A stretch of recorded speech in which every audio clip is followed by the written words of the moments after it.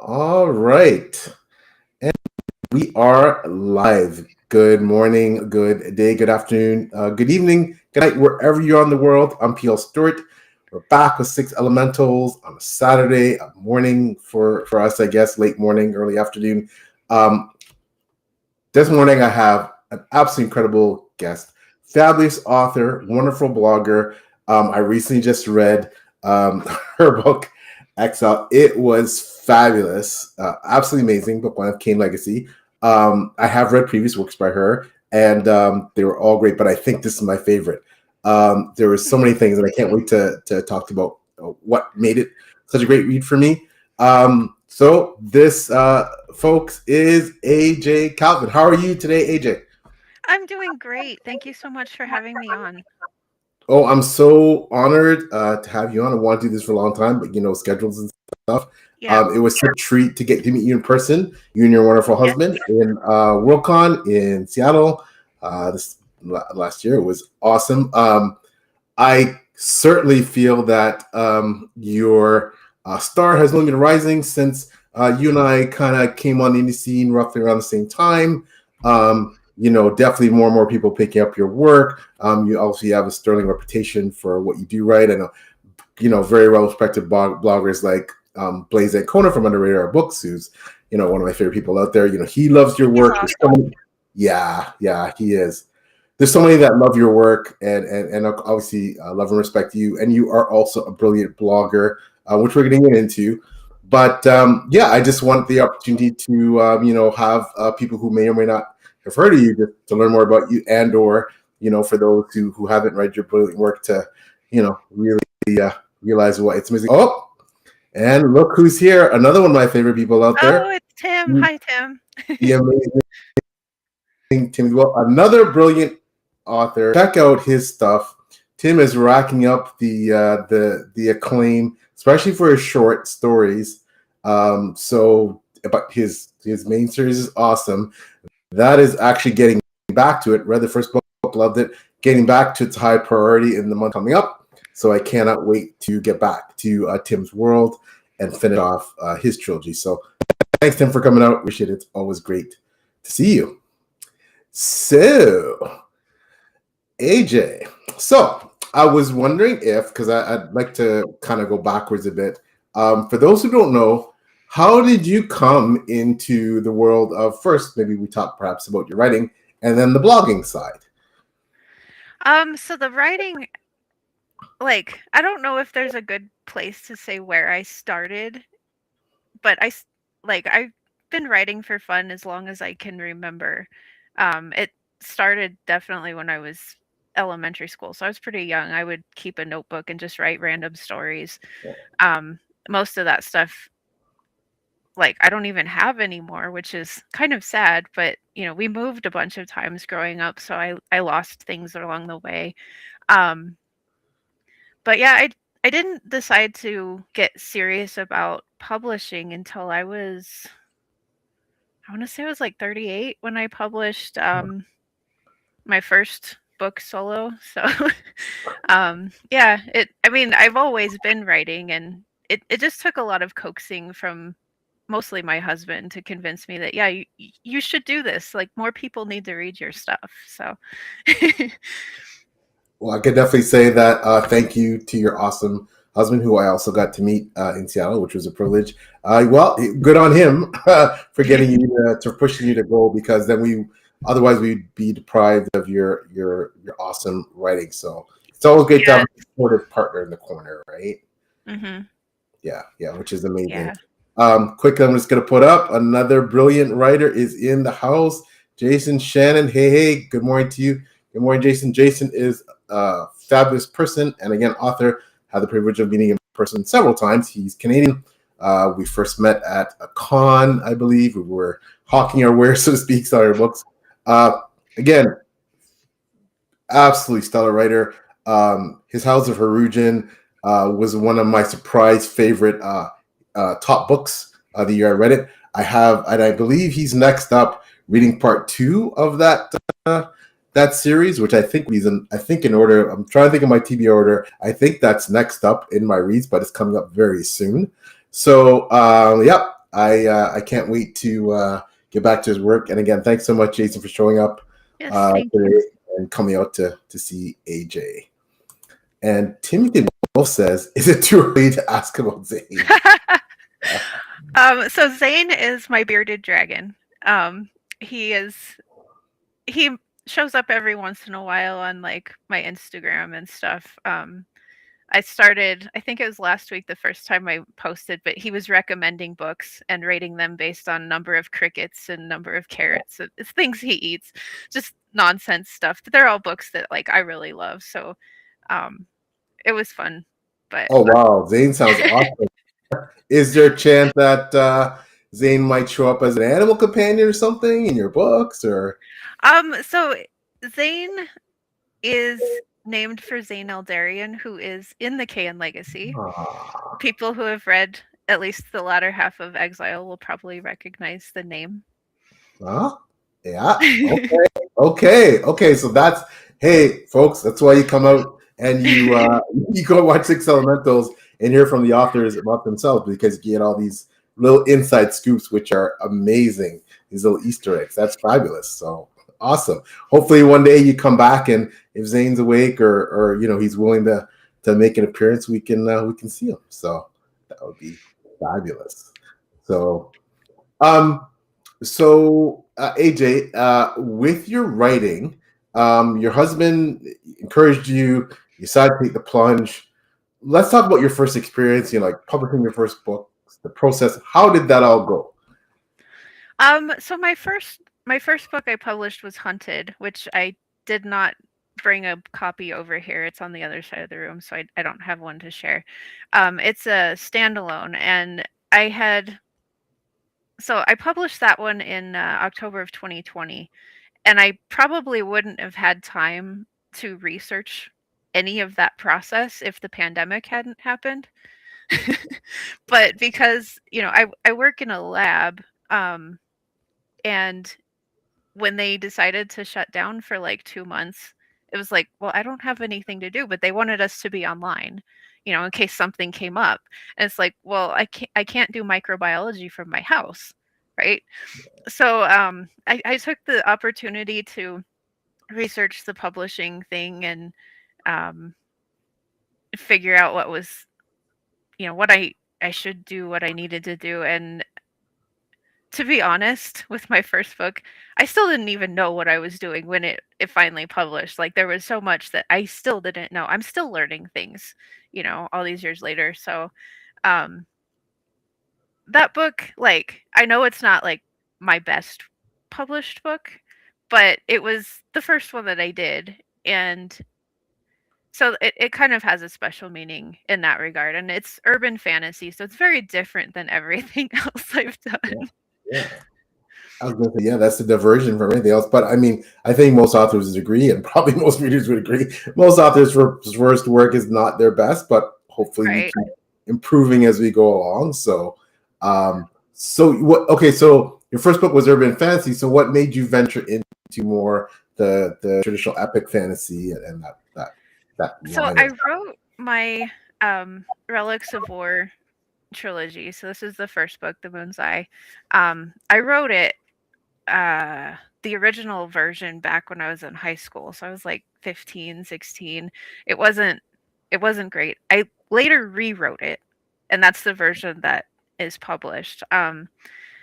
And that one, so I think epic fantasy was always like in my DNA. But I decided to publish Hunted first, and I wrote that book when I think I was like close to 30-ish. I don't remember exactly. It was a while ago. Um, but published that one first for a couple of reasons. When I was looking into publishing, I was actively querying Exile to try and get it into the trad realm. Um, and Hunted, because it's a standalone and standalones are difficult for me to rein in word count. Um, it was too long for what most agents would accept from an author they don't know. So I was like, okay, it's too big, and like I really don't know how to like I didn't know what to compare it to because it's kind of out there. Um, so I was like, well, I'll publish it as an experiment. I'll learn the process. I'll see, how that goes. And then I was happy enough with that result that I was like, okay, I'm going to publish my trilogy and this one. And that one did a lot better. And by the time like the third book came out, I was like, okay, I think because I'm not having any real success with the querying, that's when I made the decision to also publish the Kayan Legacy. So, but like everything was written prior to me ever publishing anything. Yeah, and I still have so many books that I've written that aren't published yet. I'm constantly working on stuff.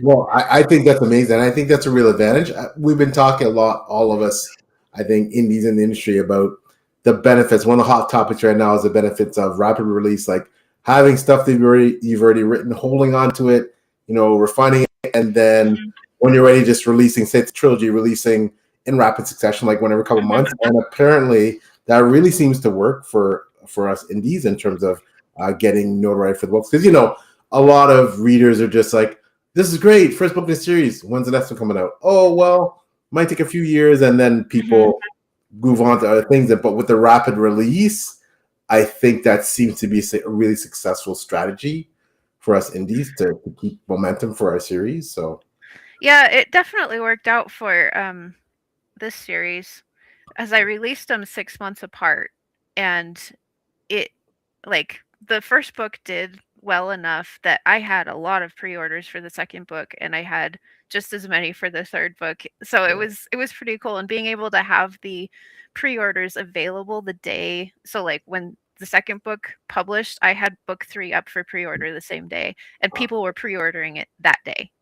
wow, It worked out really well. It was pretty cool. that is amazing. That is amazing. Quickly, Natalie Kelda says, Oh, hi, Natalie. says, good afternoon from the UK. Thanks so much, Natalie, for coming out.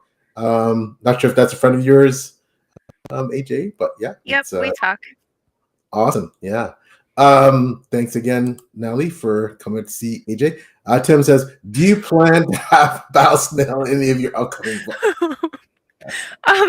So the Battle Snail story, I was trying to figure out an animal companion for a short story, and this short story happens to be set underwater. I settled on a barracuda because the main character is a hunter, and it seemed like a better option. But my husband kept telling me I needed to have a battle snail, and I did not agree with him. But so that's where the question's coming from.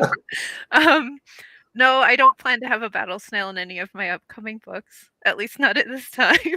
See, now I'm disappointed. Like Tim raised a question, I'm like, oh, this is amazingly cool. And then it's like now you're throwing cold water at me. You're saying Battle Snail. Aw, that would be awesome. I haven't read a fantasy book with a battle snail before that I can think of. No. Probably not. I mean, might be slow, but it'd be probably impregnable with armor. Like it would probably be like, may not be the quickest thing out there, but still, right? I don't know. It sounds like a cool idea.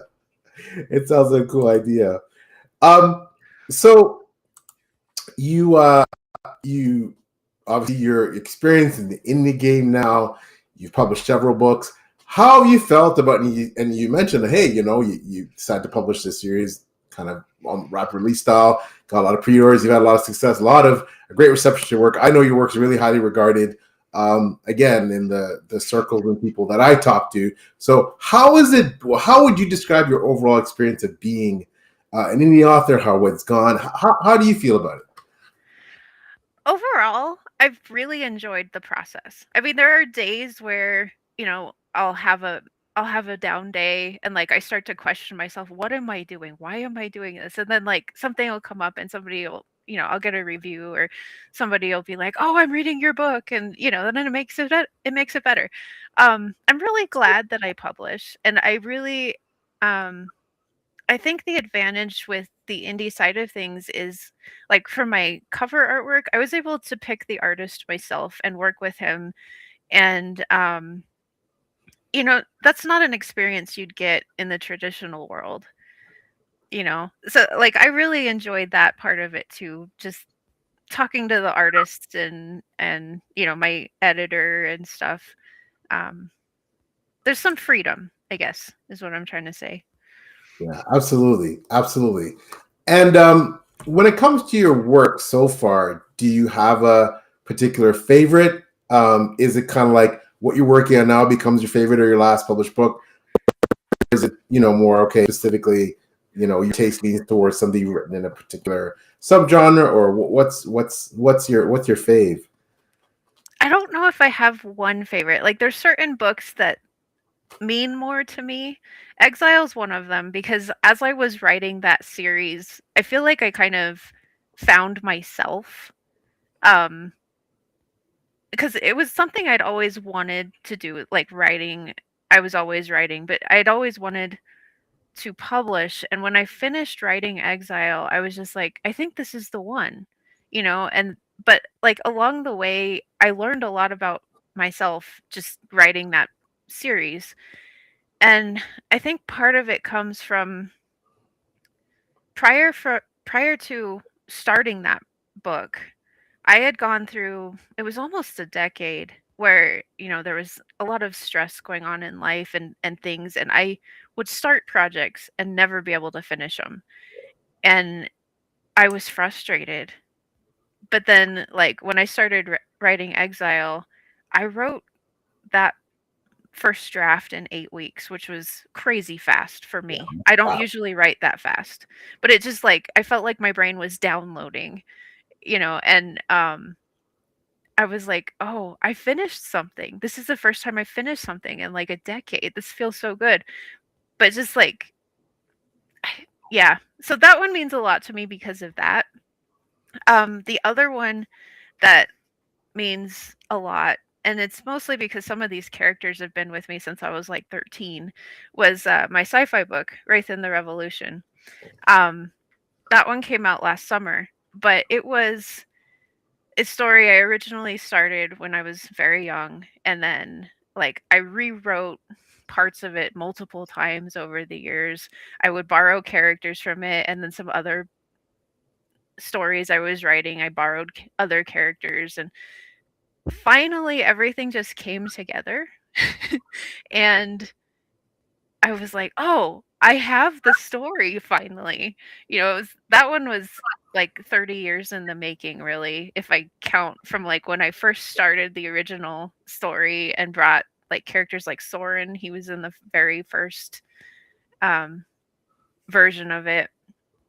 And then the main character of Wraith also has the same genetic condition I have. And being able to incorporate that into a sci-fi book and talk about it was I don't know what the word I'm looking for is, but it helped me, I guess. It was liberating. Maybe. Yeah, that's the word I was looking for. Thank you. So, and I haven't read that obviously, and again, I didn't realize that I had seen that book on your obviously in your body works. I didn't realize it was sci-fi. Sure, can't wait to read that, especially now that you tell me it has some personal meaning to you. But so now you have 6 books. Is it 6 or 7 books you have? How many have you published?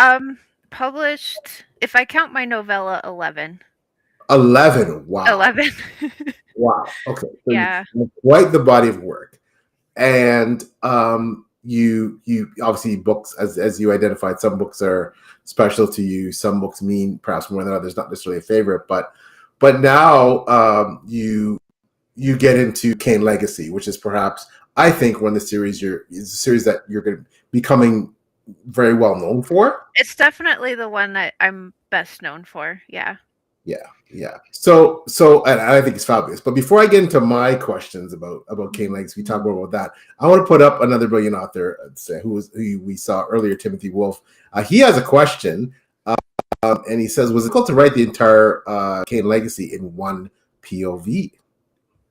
No, I don't know. I thought that it was easier. I did for a while considering writing the second book from Alexander's point of view because he's Andrew's brother, and Guardian, that's the second book, is more about Alexander's journey to becoming a mage. But as I was considering, I was like, book 3 and book 4 need to be from Andrew's point of view. It didn't make sense to switch for one book to me. I did think about it for a while, but ultimately I'm glad that I kept it all as one. And I actually find writing like 1 or 2 POVs for a series is easier than like my trilogy. I think there's 6 in the first 2 books, and then there's a 7th one that comes in the last book. And that takes a different like level of focus because you have to make sure everything is tied up for everybody at the very end rather than just like one character. Yeah, no, I totally get it. And I love books with, not that I don't enjoy books with multiple POVs, but I absolutely love books with one POV. I find it easy to follow, and I find it extremely immersive.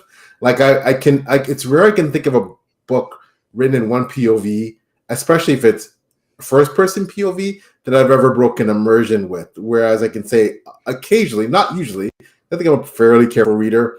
Books with like multiple POVs to the point of like, like I absolutely love Malazan, but wow, like, it's just kind of, I feel I have to get used to it to keep up, to, absorb and continue with everything that's going on, that continuity. But I've never had that issue with, of course, with a single POV. And I loved your book, and it was single. And of course, I write most of, not all, but a lot of my series is one POV in first person. Yep. So I have no issue, of course, writing that. But I think I don't know how you feel about this. Perhaps like having a single POV, besides the simplification of it, and in my opinion, the immersion, really allows you to do the character work. Like get with that one particular character, especially, and get like deep on that. Yeah, I really like to get into their head, and I think that's why I like to write one POV more than multiple, because you're not trying to split yourself into, oh, so today I'm writing this character. And like I struggled a little bit with that with my trilogy, especially with Dranomir. She's one of the big villains, and there were days where I would be like, okay, I gotta write her chapter next. I'm just not feeling it. She's a pretty awful person. And then I would there's that scene at the end of the movie Rogue One where Darth Vader comes and is just like annihilating everybody, and I would watch that sometimes so I could kind of get in the mindset of her character. But yeah, I find with like a single, I don't have that much trouble like getting into. Yeah, and I certainly can see where you're coming from. Of course, I write somewhat unlikable, shall we say, first person POV. So hopefully compelling, but yeah. So I totally get it, and I know especially for a lot of authors, it can be hard to write the villains or the antagonist perspective, and to because obviously most authors are probably not that they're not. Most authors are very skilled and they have life experience, but I mean, sometimes I think it's more it's not so much that they can't write that antagonist, it's that they may have a hard time because of their own morals staying that antagonist head and seeing, what does it look like from the twisted side, but still not but without making it like a cardboard cutout villain, that mustache twirling, like, yeah, it's just evil all the time, like making the antagonist complex, right? And showing their motivations and why they do things, and what perhaps is the reason for their actions. Like that's always, I think, perhaps the challenge with writing villains. Is that maybe perhaps you found that as well? Like, yeah, and I also like I find myself with a lot of my books I don't think I'll ever be able to write something that's truly grimdark because I need like that little bit of hope. So writing villains that are squashing all of the hope is sometimes difficult for me because it goes against like my natural optimism, I guess. No, I totally understand. Although I will say, and we talked about, I mentioned a bit off camera. Perhaps it's a good time to get this. I did find this not. Uh, how can I describe this? So, Rugs of War, which is your first series, was great. I still have to read the last book. It was love that series. Not that there wasn't dark parts. There certainly was. I mean, I'm not going to spoil the plot there, but I found this in some ways to be even darker, perhaps because of what happens to the really good characters. Shall we say? Was that a fair I assessment? was not very nice to Andrew. I will admit that. I was not very nice to Andrew. He goes Yeah, through some stuff. yeah. I think the difference between this book and what I've read so far of Rugs of War is that the character is a bit more morally gray. So perhaps you don't. Yeah, of course, there's some very good characters, but the characters seem a bit more morally gray. So perhaps when something bad happens to them, perhaps it doesn't hit as hard. Not that you're not upset or whatever, but definitely with this book, because I think the characters essentially are noble, except for the main antagonist. Yeah, like I found that it really hit hard. Like, oh, this is dark. This is darker than in my opinion. But what do you think about that? I would agree with that assessment. I think it is darker, but it's not without hope. Yeah, Colin. Yeah, yeah, everybody hates Colin, and he deserves it. Yeah, he's not nice. That's for sure. I think what I enjoyed many things about Exile, and listen, I'm a big grimdark fan. I'll be the first to admit I love reading the dark stuff, the nihilistic stuff, and I think of myself too as a pretty positive, optimistic person. But yet somehow I'm drawn to probably my life experience, my career. I'm very drawn to the darkness, shall we say, in terms of how it fascinates me.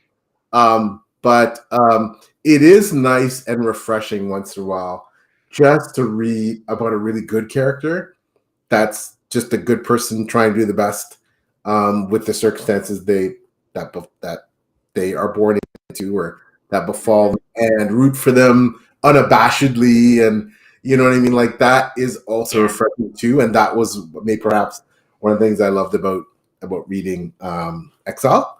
That you could root for Alexander. You could root for you could root for both like Andrew, Alexander, and Tom, his brother. Mm-hmm. Root for all of them, right? As a family, you could root for Alexander. Finding true love. Again, I don't want to spoil everything. You can root for him finding who he is. Mm-hmm. And perhaps maybe if you can, without spoilers, maybe you can actually give us a bit of, if you can kind of summarize what the book in this series is all about, for those who haven't dived in. Yeah, so the basic premise of Exile is that Andrew's the narrator, and he is half dragon. He's what they call a skin changer, so he can appear human, he can appear dragon, but he has to keep that a secret because where he lives, it's basically illegal to exist, and they would probably try to kill him. But his brother Alex also has a secret, and he was born with the Mage's Mark, which is also a crime, even if they're not trained. So the basic premise of the story is, at first they're trying to maintain their secrets, and then Alexander's found out, and Andrew has to make a decision of whether or not to basically expose his own secret in order to save Alex, or let his brother die. And Andrew being Andrew, he can't do that. He can't just step aside and let that happen. So that's basically where it starts. And the main antagonist, Colin, is one of their brothers, and he's actually the heir to the throne at the beginning of the book. So he's upholding the laws, and he doesn't care if it's family or not. He's going to uphold those laws. So there's more to Colin than that. He's just generally a bad dude. Yeah, yeah, absolutely, absolutely. Um, what I found fascinating, amongst the many things I found fascinating about this book, was that Andrew, you know, his position was, he always knew his position was complex in court, Mm-hmm. and but much of his personality, much of who he saw himself was as a soldier and a leader. I wouldn't say he defined himself exclusively by that, but that was a big part of Mm-hmm. his life. But he's also searching for, you know, his identity as a skin changer, right, and what that means, Yep. He and doesn't know that much about that part of his history, his ancestry, because that is another part of that book. The dragons left a few months before he was born. They didn't know he was left behind. So, yeah, the dragons got tired of that world and how they were being treated, and they decided, okay, we have the power to open a gateway and go somewhere else, and they did. yeah, so he's struggling, being essentially in his mind the He's the solitary, last one. the Yeah. last one, and he's struggling because there's no one there to mentor him in that regard, right? It's not like Mm-hmm. he's struggling, of course, because he has to conceal it because it could mean his death. But he's also struggling because um, he's a good person and he wants to be judicious about how he uses the immense power that he has. He's already in human form bigger and stronger than everybody Mm-hmm. else. And he almost has to conceal the fact that one of the reasons why he's such a great warrior is because he has this physical ability. So, Yeah. you know, and I really admired that about him, that he was someone of who cared about that, who cared about using his powers with restraint and being judicious, and he killed only when he had to, and do you know what I mean? Like, so he has those Mm-hmm. very noble traits. So I thought that was really, really well done. Well, thank you. Yeah, I just want to quickly put up awesome CB Lansdale. Hey, thanks for coming out. I appreciate it. Hi. Thanks so much for coming out to support NCAJ. We want Tim. Does would Andrew and Authren get along? Oh, I'll I let think you it would answer that depend first. on the circumstance, because Yeah. Othran is prickly, for lack of a better word. Um, yeah, I think it would depend on the circumstance and what they're trying to do. Yeah, I think Othran would respect Andrew as a warrior and a leader. I think that he would be because Othran, of course, would be have problems dealing with the magical side, so Mhm. he would, you know, be wary, you know. But Othran does like generally nice people, Mhm. and he has often does have generally nice people like Andrew in his orbit. So, you know, I think it's more about was what side is Andrew on. If Andrew's an ally, I think Othran's good to go. If he's an enemy, ooh, you know, that's Yeah, or that would someone, get ugly. yeah, or someone he needs to make an alliance with, but perhaps on the side he's not sure of. Like that probably wouldn't go well. So that's my opinion. That was a great question. That was a great question, Tim. But yeah, so this one thing I also want to say about Exile was that amidst the positive and negative that happens in Andrew's life, one thing I found heartwarming is his love and his relationship with his brothers and how much he cares about them, how much he sees himself as a protector, especially as the older Mhm. one, how much he's willing to sacrifice for them. Um, you know, but again, doing that obviously puts him in constant peril, right? And you know, I think that relationship seems to be at the heart of this novel, certainly. And without giving too many spoilers, does that become like kind of the heart of the series? Oh yeah, it's definitely about the brothers. Um, Part of what inspired that is my brother. Like I'm pretty close to him, so the relationship between Andrew and Alex is very similar to what I have with my brother. And I understand the older sibling role and that, desire to protect and see them do well because that's like how I am. It goes back to me saying that this is sort of a book that helped me find myself because I was writing this and I was like, "Oh, I just like put that aspect of me into this book." um, That's and my awesome. brother is aware that that's sort of what happened there, and he's Ah, fine with because it. he knows that it's based a lot of it's based on Yeah, your relationship. So he's yeah. yeah, And you must feel really good about that, right? To know that that's how you feel and that's like from your perspective that you're that close and that the relationship is that strong. And so that's and again it's just heartwarming. I'm just that's heartwarming. So that's you're very blessed. So that's great I to am. hear. I got lucky. Yeah, it's great to hear. So I just want to confirm, what is this also a trilogy It's 4 series? books. It's 4 books. Okay. Yep. It And was originally planned as a trilogy, and then as I was writing the 3rd book, I was like, "It's gonna be twice as long as the other 2." So I made the decision to split it in half. So they're all ah about the same length. okay. Okay. So you have this book Exile, I think that it's Guardians the next one. Guardian, and then Album Harbinger, and Legend is the last book. Legend. Okay. Mhm. And so they're all released, they're all out. Yep. So run out and get them if you like. As I said, first book was awesome. Um was there pick when you write series, just in general, is it you have a preference for trilogies? Do you think you want to write longer series? Do you want shorter, more like duologies? Uh, like what's your Yes. preference? You think? So I've got the trilogy published, and then the Kane Legacy's 4 books. Um, I am planning to release the first book in a duology next year, and then I've been tinkering with another series for quite a few years, the Mage War Chronicles, and it's gonna be at least 8. So it's like, yes, I do all of them.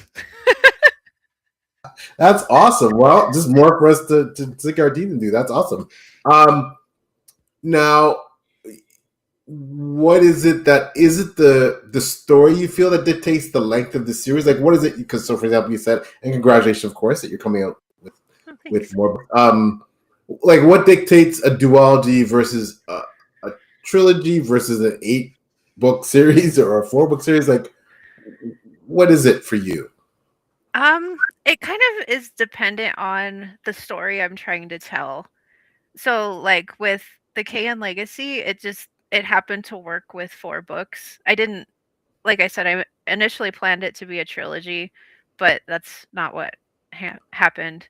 The duology, originally, I was gonna write just 1 book, and it was gonna be a standalone, and then I got to the end of it, and I was like, "It's not a standalone, I gotta write a 2nd book." So, that one was just, that's what that's what the story needed, I guess. The Mage War Chronicles is a very different project from everything else in that, each book has its own main character, and some of the storylines cross every once in a while, but every character is kind of doing their own thing as the Mage War is happening.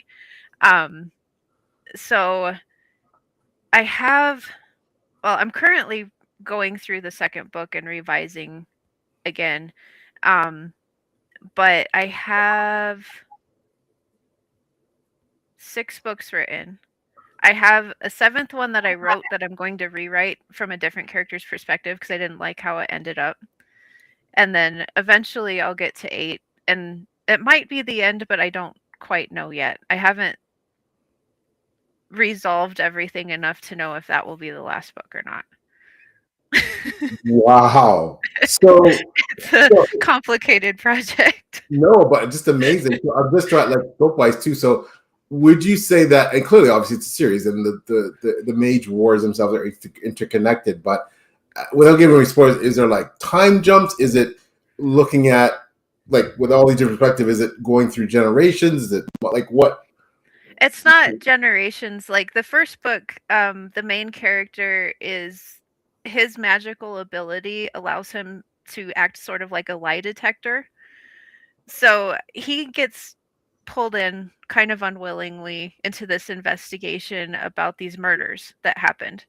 And so it's sort of a fantasy murder mystery ish at the start, but at at the end of the book, the Mage War Chronicles of it, like the Mage War itself has started because there's different factions of mages that are kind of not happy with each other, and then things kind of blow up.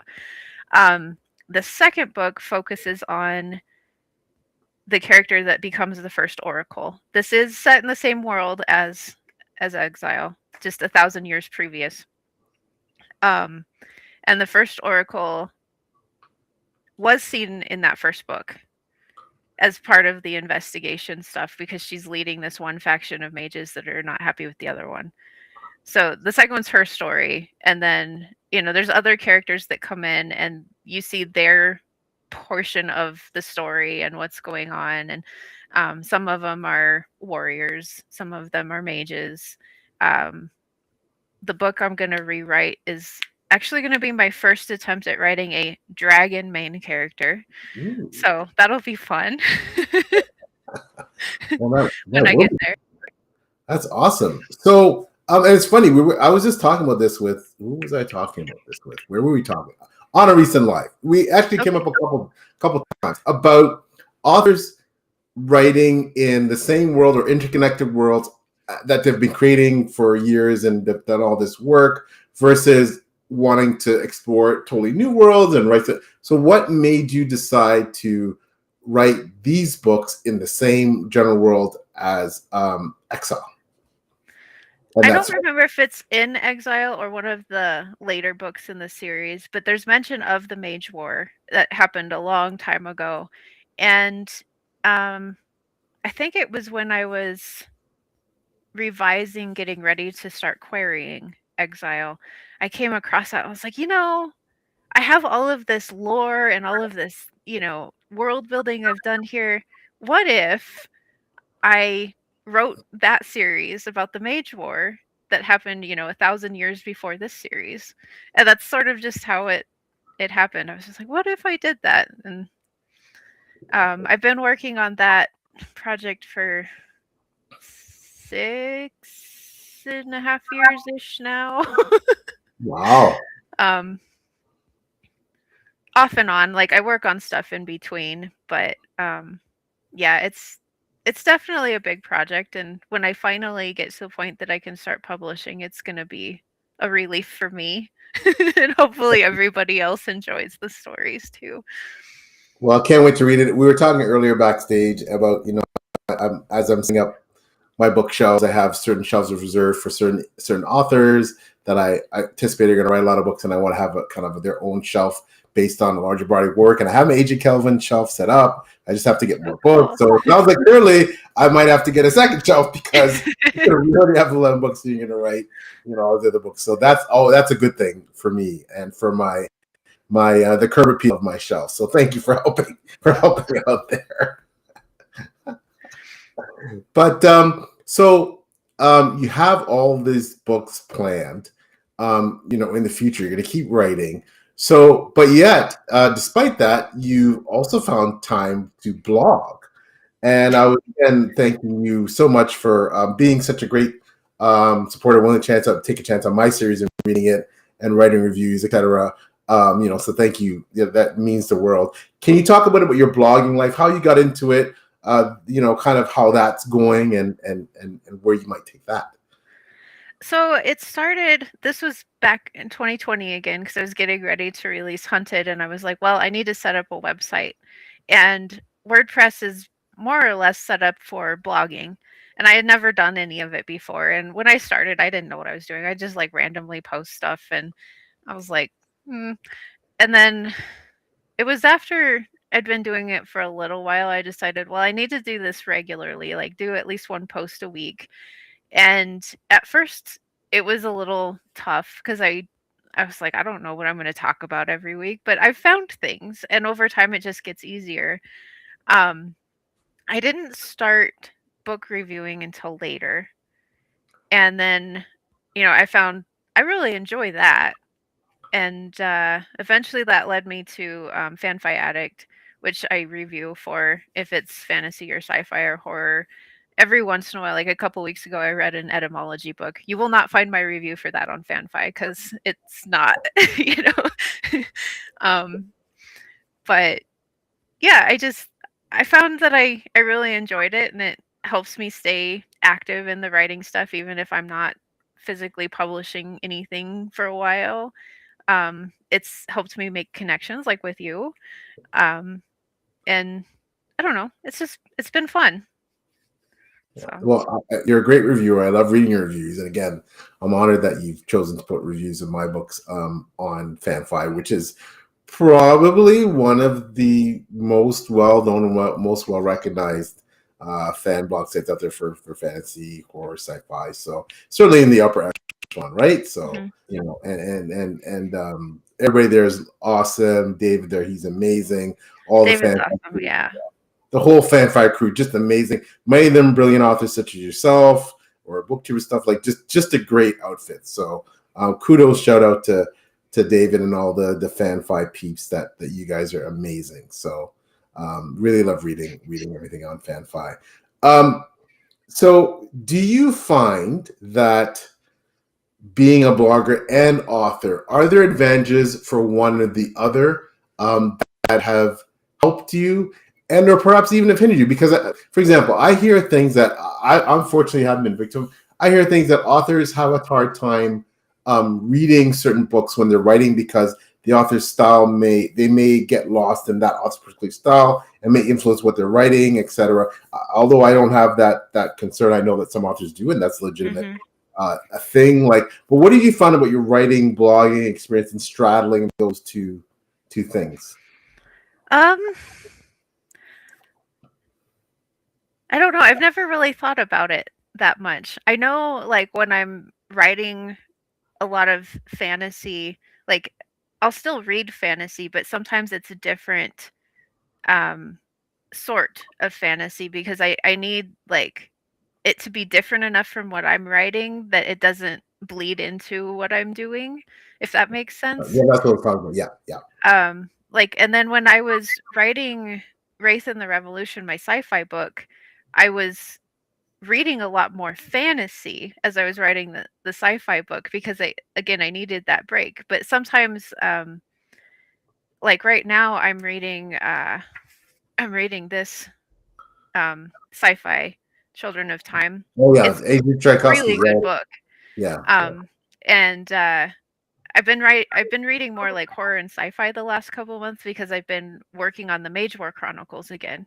So it's like I guess subconsciously maybe a little bit I'm choosing things to read that are different from what I'm writing just to keep a separation.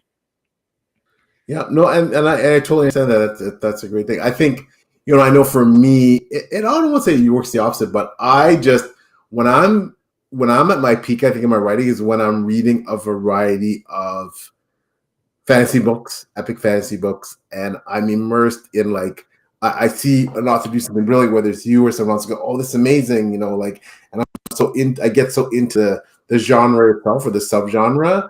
And then I'm like, it just encourages me, motivates me. It's like, you know, okay, AJ, that was a great book. She wrote something great, and you know, I want to write something great. It's really, for me, it's a motivator, right? No matter, Oh you know, yeah, definitely.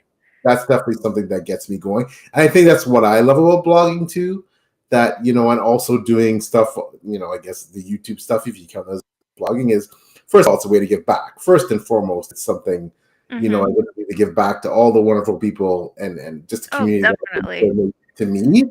And Right? I kind of get a rush when I post a book review of something I really enjoy, and then like that author, I made their day, you know, and then I'm like, oh, I feel really good now because I made them happy. You know, it's not all about me. It's like I want to boost people, especially some of the books that like I've really enjoyed, but they don't have that much of a following.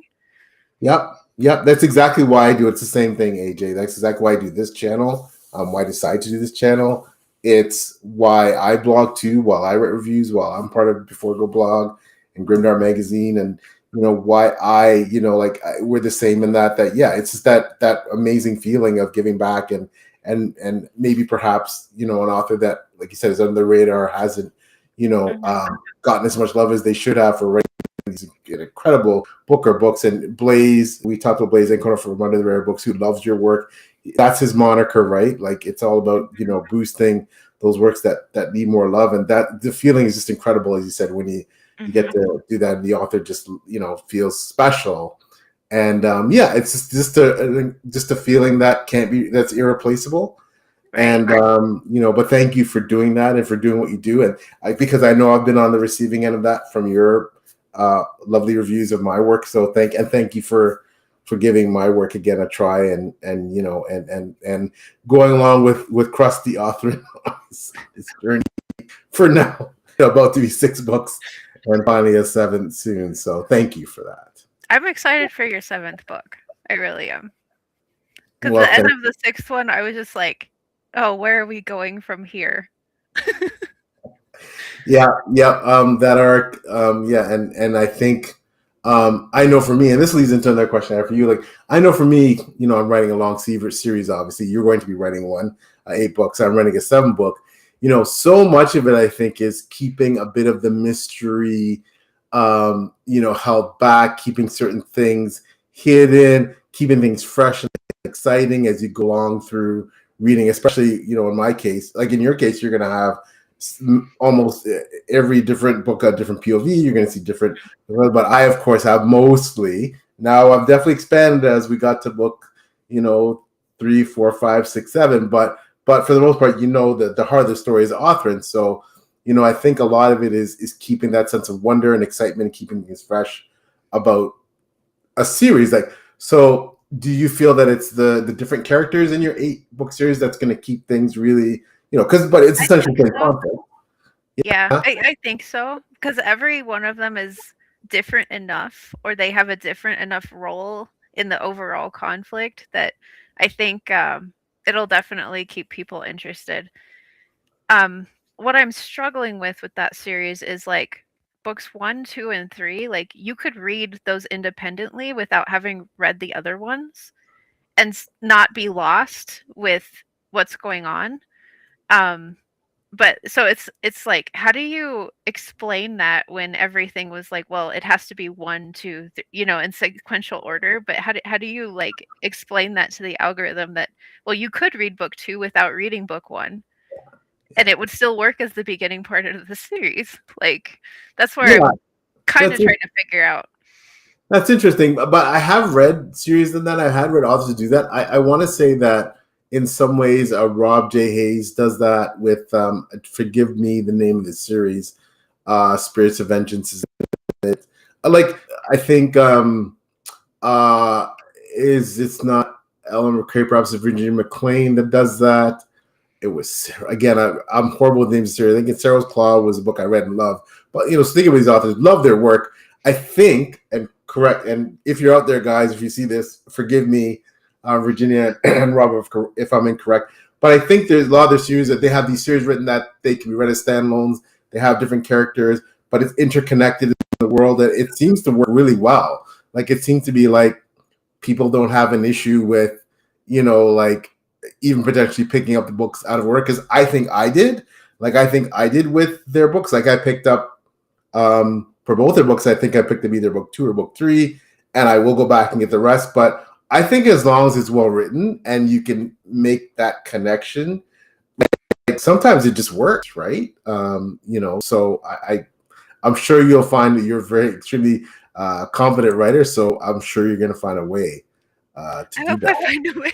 I mean, I don't know when I'm going to start publishing it because I will wait till the full series is drafted before I even start looking at that. So I guess I have time to figure it out.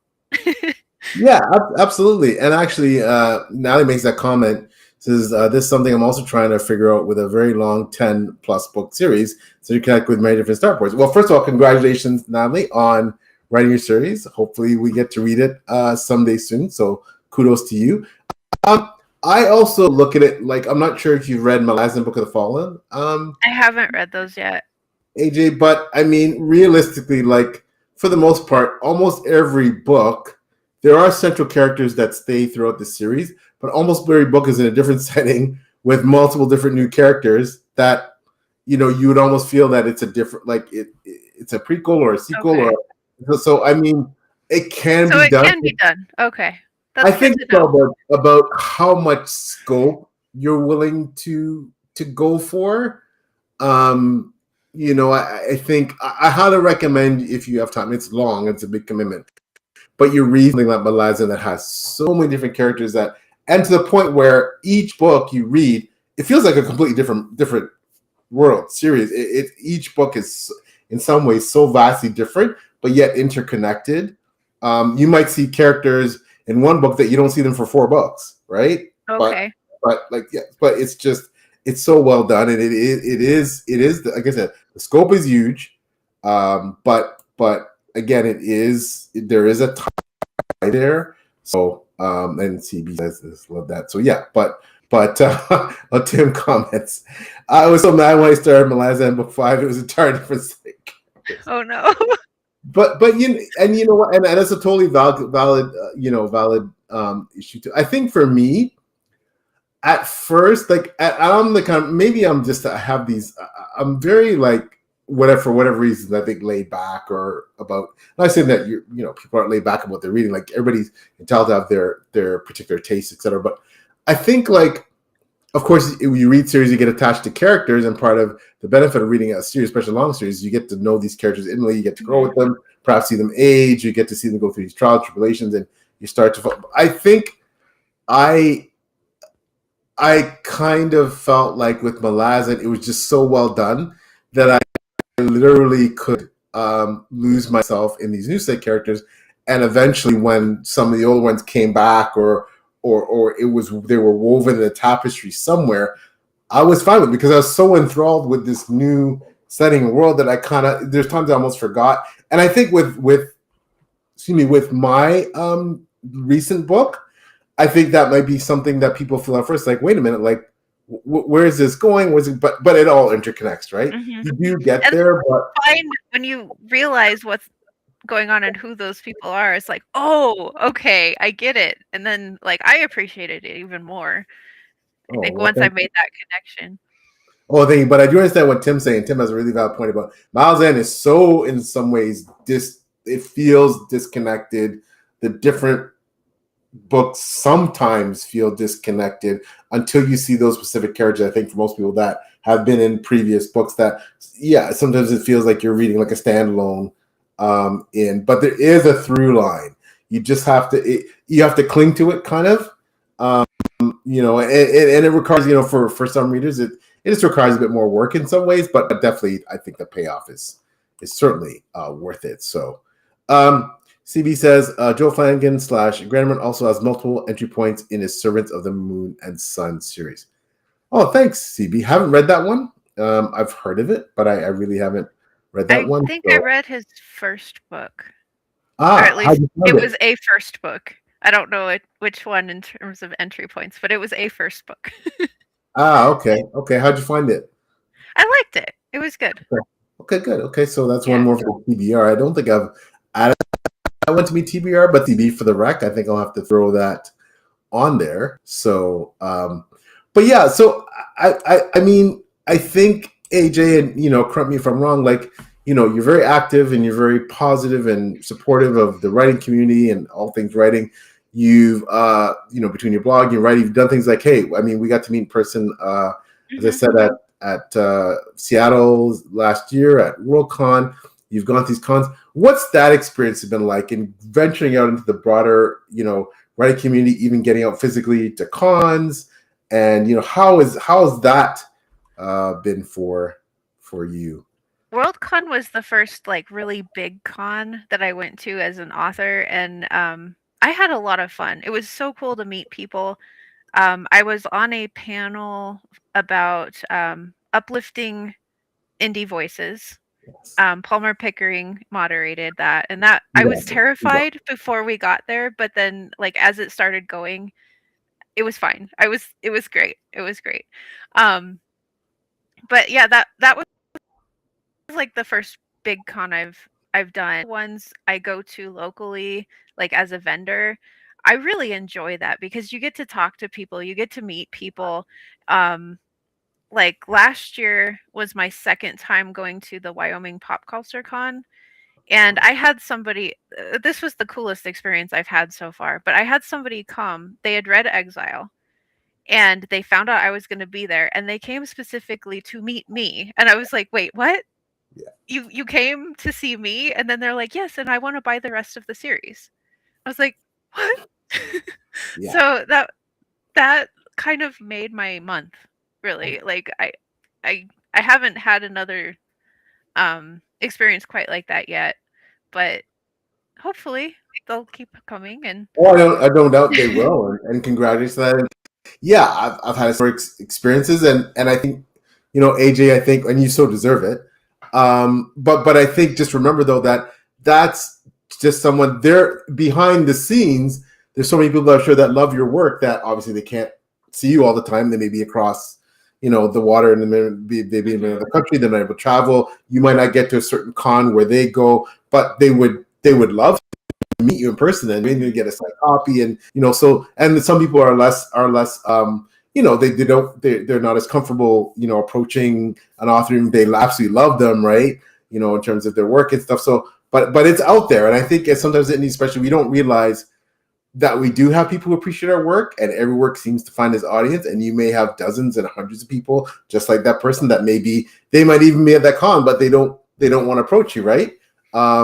You know, so it's just, yeah, but it is really special when it does happen. So congratulations, and you so deserve that feeling, right? And as Tim says, yeah, wow, that is amazing. So yeah, that is a great feeling. So but no surprise, because again, you're a brilliant author, and you know, there's no doubt that you found your audience. I certainly am a fan, you know that. As I said, I have my AJ shelf. You know, more physical copies. They're gonna load up my shelf. I do have some of your books on my shelf back here, but I'm sitting in a spot that you can't see it unless I move. Again, I'm very honored. It's always really humbling when a fellow author, especially one that you respect, when they like your books. Generally, like that for me is especially. That means a lot too. Yeah. Yeah, that's a big treat. Anybody liking my books, you know, other than that's not my wife, you know, mother, kids, it is a huge compliment to me. But then when it's another author, you know, it's a different type of, you know, compliment that just really has a lot of meaning. So yeah, it's really special. But yeah, so you have this 8-book series planned. So beyond that, you said you have tons of books written, tons of things in the hopper. Do you foresee a time, and I believe we're talking backstage that right now you're not technically full-time. Do you foresee a time where you'd make this the full-time gig, writing? I would love to do that. It just all depends on like finances, but I would love to do that one day. Yeah. I think you can see the authors that are full-time, they really have that chance to really take off.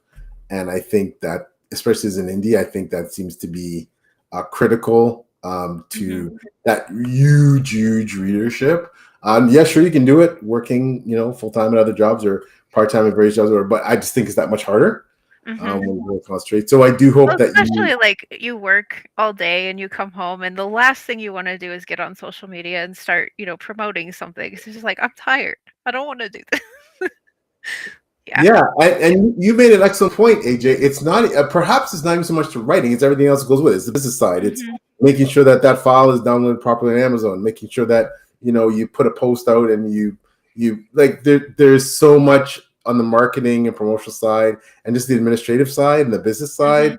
Did you file your taxes properly for this? Like there's so much being an entrepreneur, an independent author that go behind the scenes that just, you know, I think some people may not realize that. I think that's the stuff that is more, while it can be exciting and rewarding too, can also be draining, especially for authors that if it's not something that comes as naturally as writing, and if, you know, something that is kind of needs a lot of care and attention, and the business side does, and you don't have help, right? Like that's always probably the bugaboo. You know, some authors, of course, are more skilled with, they have many other skills besides just writing, or maybe natural aptitudes that they're just that stuff isn't as not saying it's not difficult or not challenging, but they feel more comfortable with it as well. But then others, like it's like saying, okay, some authors are great cover artists and they can design their own covers, but not others.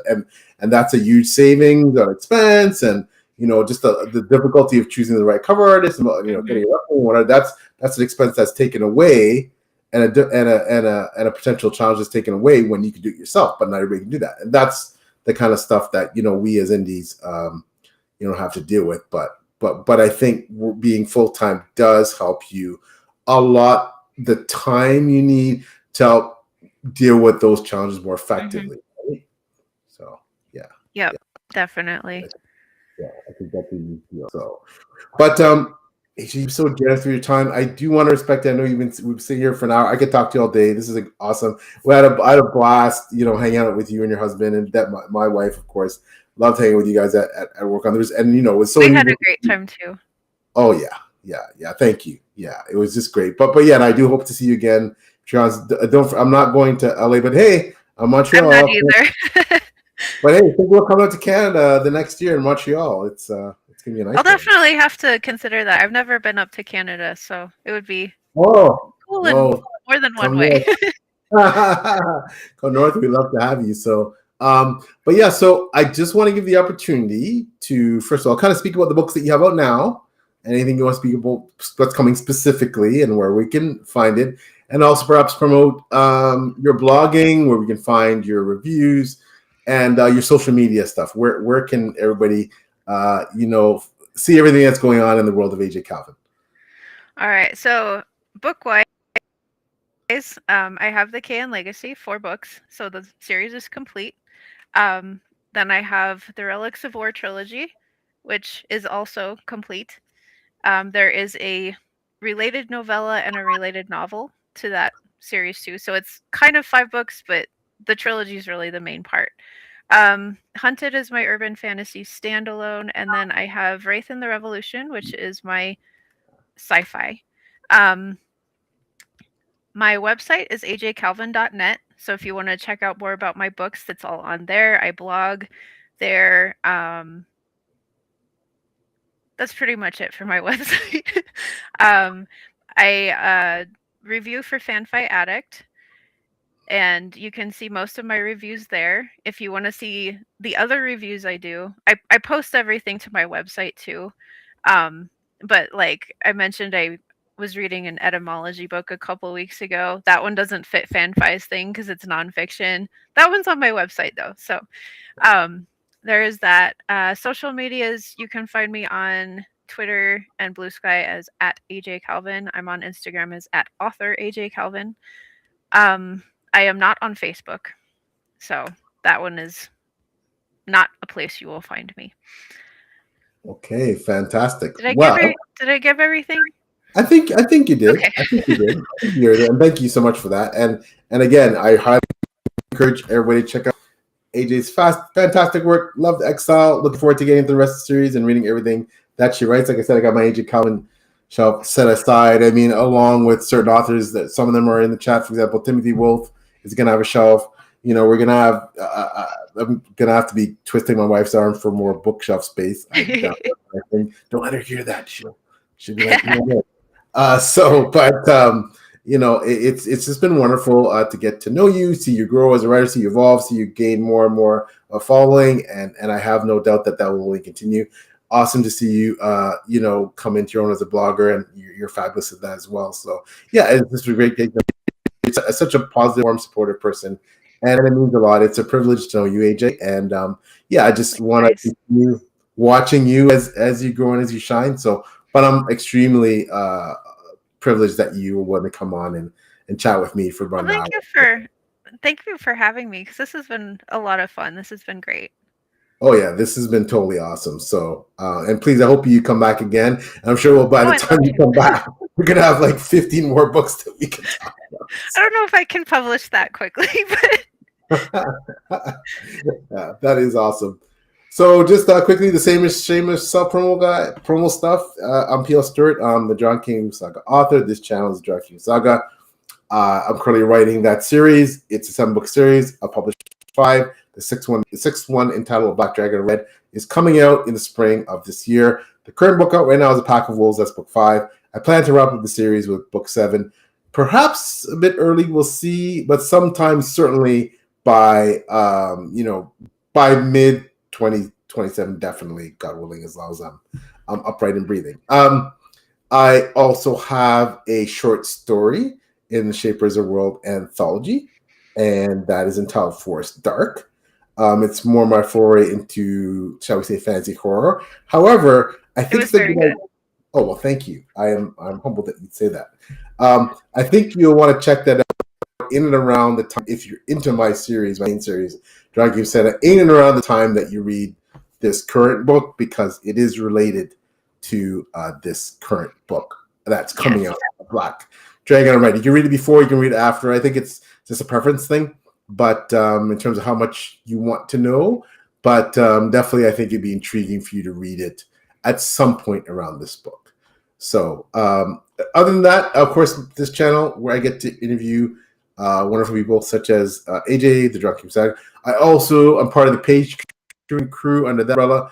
My fabulous partner, Taylor from Made Pieces of Pages. Check out her channel. She's also a brilliant blogger and YouTuber. We team up to do the Page Chewing interview series where we also interview marvelous creatives in the community. So check out all things Page Chewing and go to Steve Talks Books overall Page Chewing blog site, which is like a mini Reddit, sorry. And there's all kinds of great stuff going on there, games, you name it, right? So check out Page Chewing, all things Page Chewing. And finally, I do blog as well for the wonderful Word Before Go blog. Shout out to our boss, Beth Tabler, who's also my boss under Adrian Collins at Grimdark Magazine. So shout out to Grimdark Magazine and everybody there, everybody Before Go blog. Yes, there's some fabulous bloggers and reviewers there that they're just incredible. So I'm just humbled to be part of both of those teams and everything that they're doing there. So that is, sorry for my long, shameless self-promo. So, well, thank you so much again to the incredible AJ Cal for joining me. Go buy all her books, and so she can start writing full time. And they're awesome. There's a lot to like there, and I really enjoyed the start of Kane Legacy with some wonderfully, evil villains and lovable characters that you're really going to fall in love with and root for them and feel horrified about some things that happens to them. So, but yeah, really well done. And again, AJ, we hope you'll do the honor of coming back in the future. So, yes, please do. So that's it for AJ and I from Six Elementals, and we're signing off. So bye-bye now.